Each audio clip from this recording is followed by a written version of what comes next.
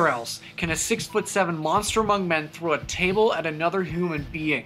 Where else can you see a dead person try and crucify someone? Nowhere but the wacky world of wrestling. It's Doink, he's back! And in video games. Yeah, the referee just had no other choice. Wrestling and video games have had their ups and downs, but how have they come back since the heydays in the 90s? I'm Adam Corky for VGS, and I want to talk to you about the rise and, in my opinion, the fall of wrestling video games.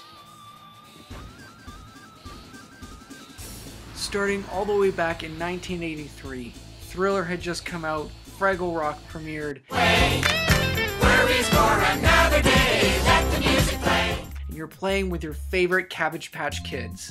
And new to the arcades was Tag Team Wrestling, where you play as a tag team called Jocko and Spike. You go up against some of the best, like the Mad Maulers.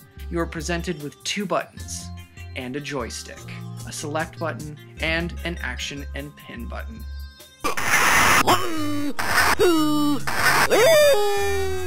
It used very realistic gameplay for the time by using grappling as a main element. There are only 12 moves you can do in the game, and each move gets you more points. Tag Team Wrestling would later get another port to the NES in 1986. The WWF would come out with video games every year starting in 1989, most notably with WWF WrestleMania on the NES, starting with your pick of 6 of the biggest stars in the company, including Hulk Hogan, Andre the Giant, Macho Man Randy Savage, the $1 Million Man Ted DiBiase, Bam Bam Bigelow, and the Honky Tonk Man. After this came the likes of WWF Superstars, WWF WrestleFest, and WWF Super WrestleMania. Once the Super Nintendo came out, the WWF were out of ideas and recruited one of the worst game publishers ever, LJN, the creators of such classics like, Jaws and Friday the 13th. Yeah, those games.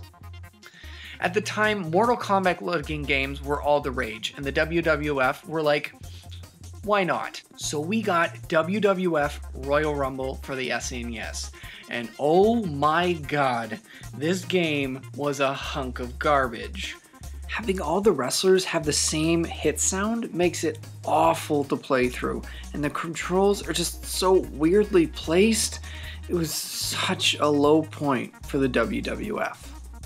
WWF continued to produce mediocre games throughout the 90s, from Warzone on the PlayStation to the SmackDown games. Meanwhile, WCW was killing it with both WCW vs. NWO World Tour and Revenge, both up there as some of the best wrestling games of all time. So, of course, as the Monday Night Wars raged on, WWF wanted some of this beautiful video game pie, so they stole THQ from WCW, and that all started with WrestleMania 2000. Then, out of the depths, on November 17th, 2000, came the greatest wrestling game of all time. WWF No Mercy.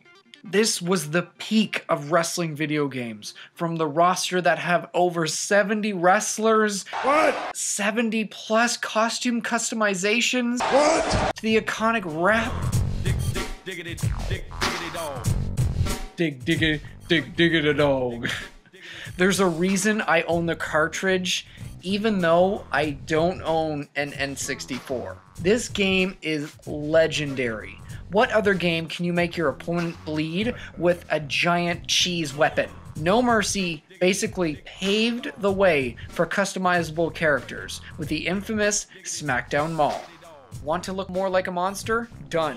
Want to look like a new wrestler from the modern era? Again, the world's your oyster. The controls are so simple that as a little boy, I found it pretty easy to play. Compared to WWF Warzone and others before it, No Mercy wasn't a memorization game. Compared to WWF Warzone, No Mercy wasn't a memorization game for players. It was quick, smooth grapples tied together with some great match types. Never, ever seen in a wrestling game. This was the perfect game for the Attitude Era, and wrestling also said to be one of the greatest eras in history. What? It reeks of 90s, and that's what makes it so great. As soon as the PS2 came out, wrestling was selling more than ever. More and more people wanted a cut of the money, so they created off-brand wrestling games. Some games were great, like Fire Pro Wrestling Returns, which gave us a great 80s wrestling feel, with some smooth gameplay. But with everything, there are going to be some dumpster fires. Like, for instance, the Backyard Wrestling series, which is the game equivalent to taking a bite what seems to be a chocolate chip cookie and having the chocolate chips be dog poo. All you did was beat people up with terrible hit sounds whenever you would hit something, with anything, even your fist. It was a rough time. THQ came out with these games yearly until WWE 13. During this time, their series every year improved on things, but in all fairness, they felt like the same game over and over again. It became stale and the fans weren't happy, neither was THQ financially. So in 2013, 2K bought the rights to the WWE games, and fans were very excited.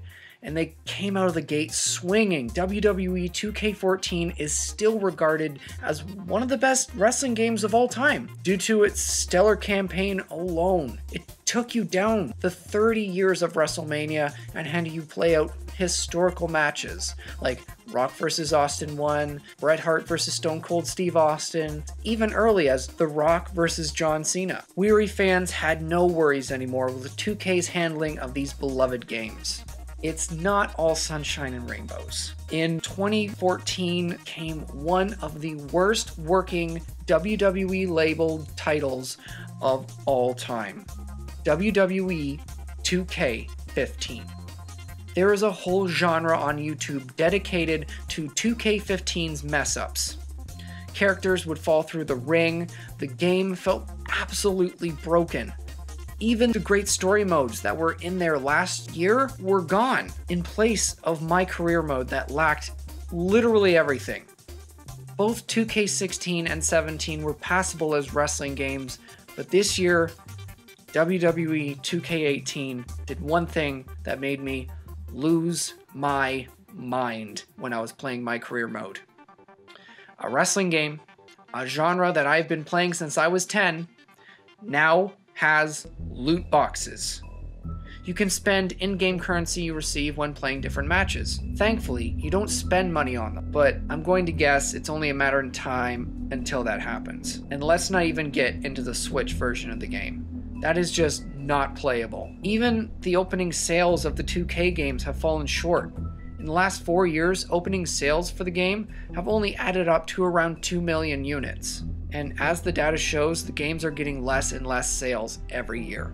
Wrestling is a beautiful thing, and their marriage with video games is one hell of a story. Going from your local arcades to your 64-bit greatness to seeing every drop of sweat in 4K. It gives you the sense of living the dream that you thought was unachievable. Being a 7-foot-tall giant, destroying your opponents, or being the hero and slaying the villain who cheats to win. Comment down below what your favorite wrestling game is. I've been Adam for VGS. Thanks for watching.